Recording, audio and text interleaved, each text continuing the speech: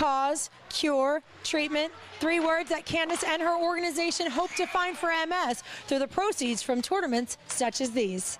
It sounds like a really great time. All right, you heard it here. We have a couple more matches, then we have a championship round after that. Let's take a look at those results. We have the Colts behind me getting ready to take on the Giants, looking for some improvements after a blowout loss last week against the Bills.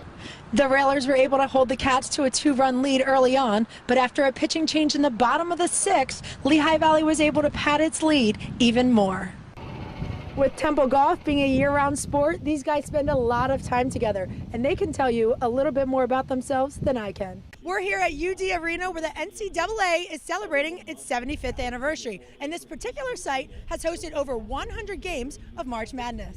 Edberg Olson Hall opened in 2000 as Temple University's first football-only facility.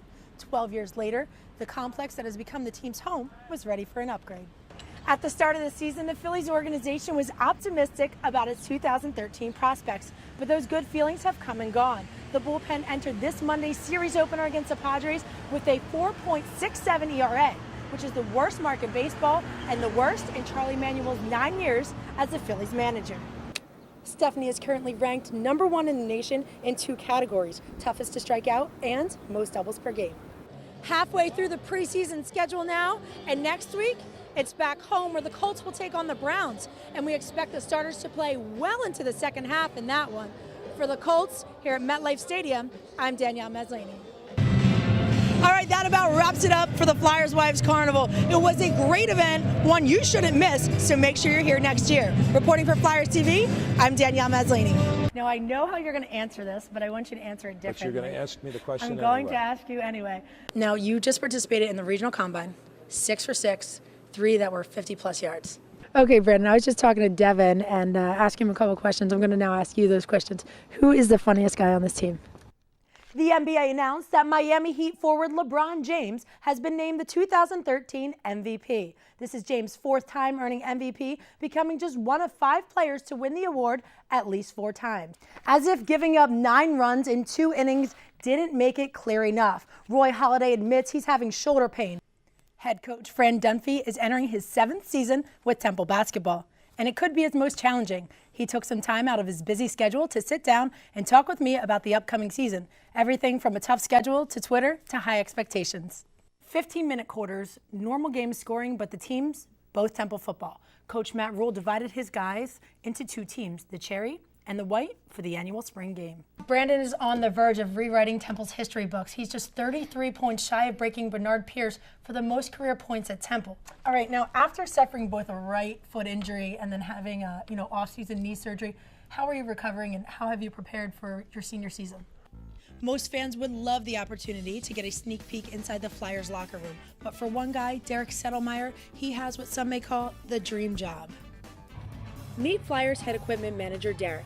In his 17th season with the organization and currently in his 7th with the Flyers, Derek's resume boasts time with the Phantoms, Florida Panthers, and includes co-head equipment manager of the 2010 Winter Olympics in Vancouver.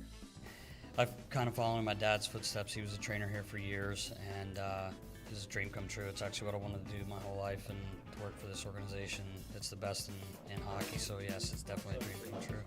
So what does the job of head equipment manager for the Philadelphia Flyers entail? Well, usually we try to set up the day before the game, depending on where we practice. So when the guys come in and when we come in, everything's ready to roll.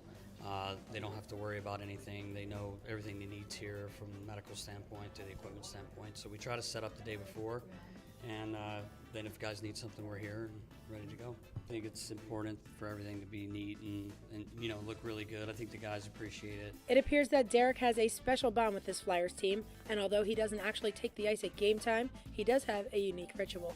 Yeah, as the guys come out for warm-ups, we have a few little routines that we do. Each guy's kind of different, so kind of helps get jacked up for the game, and try a little bit of excitement. Here's an exclusive look from the locker room to the ice. One of my favorites is probably with Zach. He takes a swing at me. Oh, welcome back, Simmer. In my lane. Let's go, kiddo. What? You want some of that? Oh. Let's go, G. Come on. Let's go, little guy. Oh, what do you got? There we go.